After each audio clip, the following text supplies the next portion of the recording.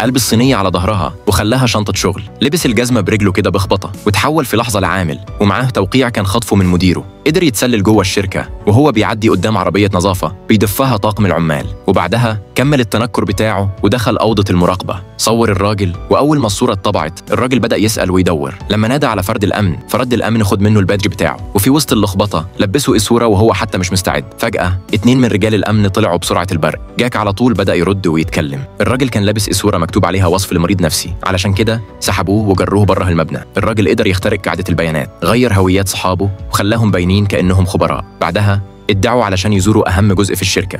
نيك عمل نفسه عنده حساسية من الهواء. الحراس خدوه على جنب علشان يرتاح شوية. البنت طلعت فرشة شعرها ورمتها ورا ظهرها، انحنت بسرعة وزحفت تحت واحدة من الماكينات. استخدمت دبوس الشعر وفتحت الغطا بسهولة. طلعت شريحة ثمنها أكتر من $1,000,000 وبكل حرص. بعدها طلع مجموعة كروت كان مجهزها قبل كده وكانت بتركب في مكانها بالظبط. بس وهو بيخرج المشرف لاحظ إن في حاجة مش طبيعية. أمر على طول بتفتيش جسماني.